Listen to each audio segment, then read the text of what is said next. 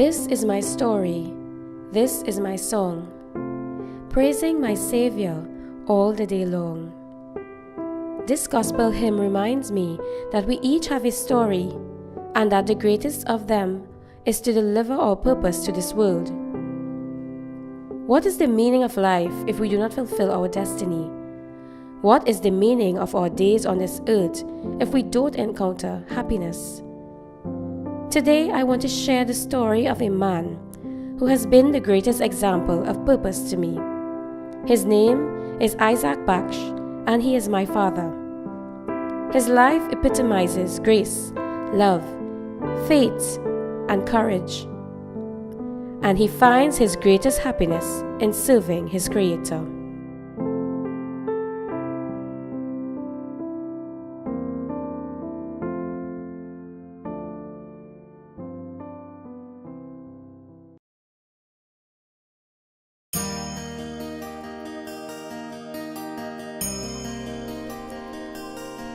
This story begins on the 13th day of January 1939. A baby boy by the name of Isaac was born to parents Cecilia and Stephen Baksh. Baby Isaac was the fourth child and last in his family. He had two older brothers, Henry and Thomas, as well as a sister named Lucilla. Around this time, World War II began, which lasted till Isaac was about 5 years old. He vividly recalled his memories of that time whilst growing up. I remember when I was young, 5 years old. I remember the war had just finished out, and all the soldiers and they had jeeps driving all around the area, and also they had some jets and the sky.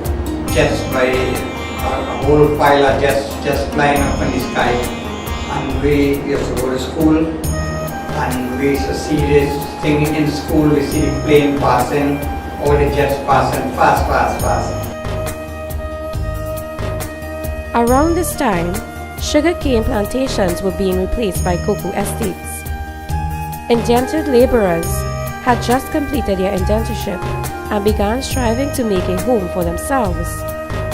Just like any other Indian family during that time, Isaac's parents were seeking financial stability. This meant he grew up with very little amenities and survived on basic meals each day. From a very young age, Isaac became the ringleader in his village. The name Isaac means laughter. He certainly lived up to his name, as he was always the entertainer in the village. Isaac shares a story about his experiences with the kids of his village. When I was young in the village and growing up with all the children, everybody mixed as one family. But our games, all children was involved in the district, and parents used to be around watching the children, and which we was comfortable. We play all kind of games.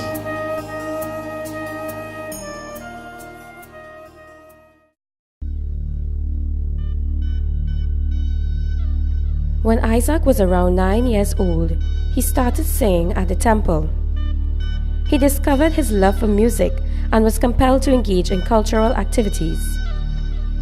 Around that time, he had the opportunity to perform with an Indian orchestra named Naujawan, which at that time was led by the late Chandar Bali. His elder brother, Henry, was a member of the band. He encouraged Isaac to perform with the band, which later aided him in his career as a singer and musician. Isaac had a very good childhood friend by the name of Dindial Kanik, who later became a well-known musician in the village of Enterprise. Together they formed a great bond of friendship through music.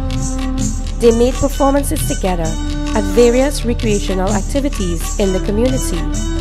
Back then, a fete was called a bazaar, and wherever there was one, Isaac and Dindial was bound to be there. During the 1960s, Dindial and Isaac formed an orchestra named the Dindial Kanik Orchestra. This orchestra dominated the cultural scene for over 8 years. They performed at weddings, and cultural events across the country. Greater ambitions led Isaac to enter the popular East Indian program known as Mastana Bahar. It was the second season, and Isaac won his way straight through to the grand finale. He placed 4th overall in the grand finale, and this helped him to skyrocket his career even further. Subsequent to his success in Mastana Bahar, Isaac joined the country's #1 orchestra at the time, led by Hari Mahabir. This orchestra was the National Indian Orchestra. His core members were the late greats such as Sham Muhammad and Moin Muhammad. Isaac had an entourage of supporters who would follow him at every performance. This gave him the support to form his own Indian orchestra, which was later called Central Merrymakers. His band was quite successful and received an acclaimed award for Best Musical Band in Central Trinidad. Central Merrymakers continued to reign for many years to come. It was during this time that he met his now wife, Judy Bajnath Singh, as she was the frontline singer for the band back then.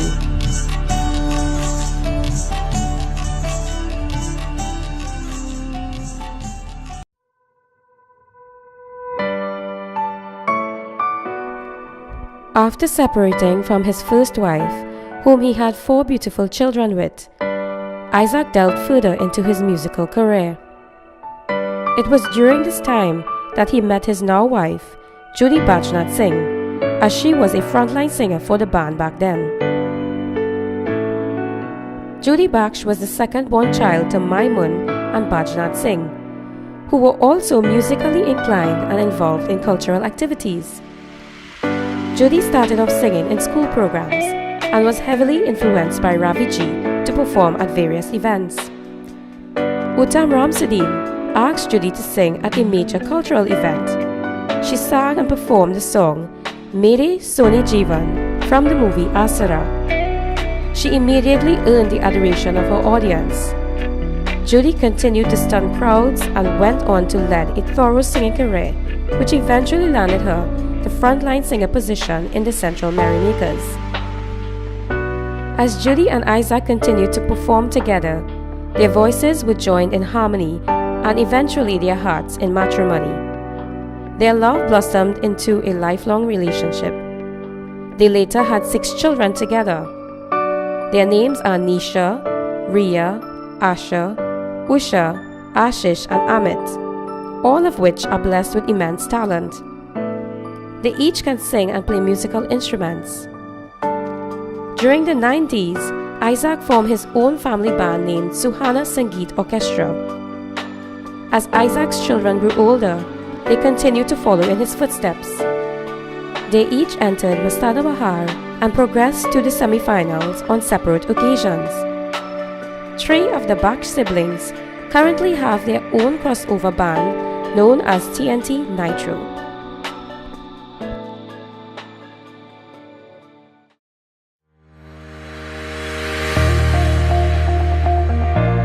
As years went by, Isaac and Judy settled in their careers and sought further enlightenment.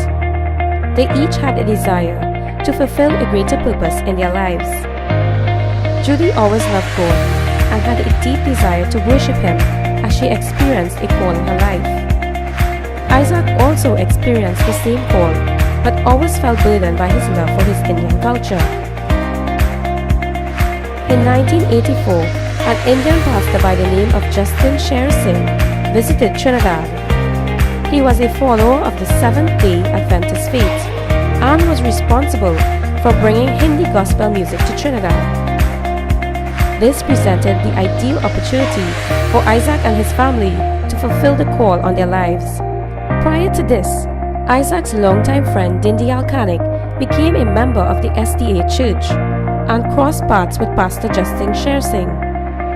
Pastor Singh wanted singers to perform these Hindi gospel songs, also known as bhajans.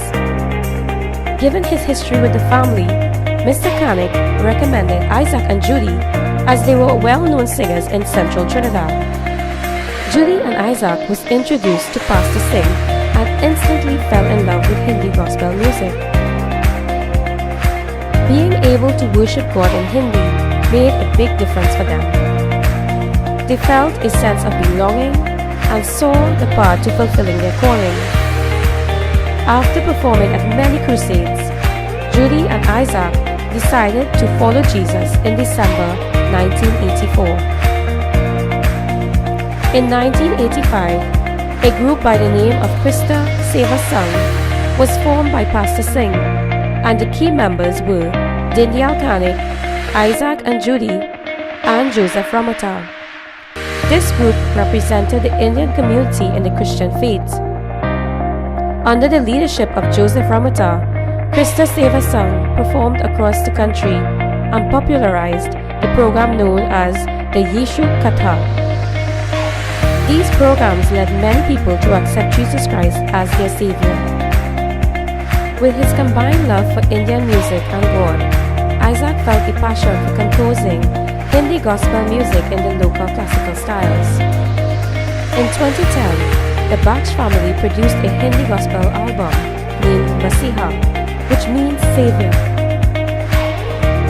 One of the tracks performed by Isaac won the award for Best Hindi Gospel Song at the 103 FM Awards. It was produced in the local classical styles by KK Studio. Isaac also performed this song at various bhajan singing competitions and was successful. He placed first and third at the Hindi Students of the High Commission bhajan singing competition. Isaac loved these songs and makes continuous efforts to popularize them.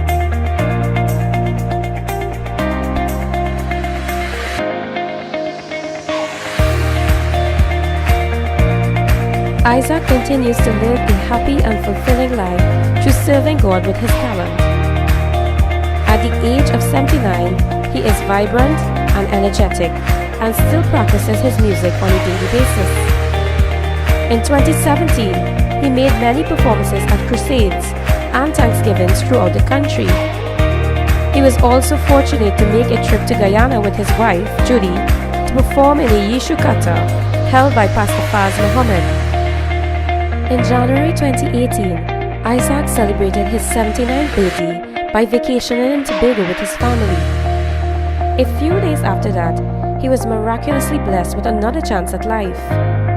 After taking ill, he received an emergency pacemaker surgery at the Mount Hope Hospital. Due to God's continued grace, Isaac is back in good health and ready to continue his rest of his days serving God. It is said that happiness and contentment comes from finding and fulfilling your purpose. Isaac and his family are always grateful to God for his love and grace, and continues to love and serve God and hope to always bless humanity. As he continues the rest of his journey, Isaac summarizes his purpose to serving God and humanity. Well, my advice to people in this in Trinidad, I must say that the gift that I get from Jesus Christ, I would wish that everybody would get that gift, that Jesus is alive and Jesus is here, there and everywhere, and he is the only one to protect us from all evil, so that attacking us in this Trinidad. I want you to know that God loves you and to put him first in your life and give it that your part.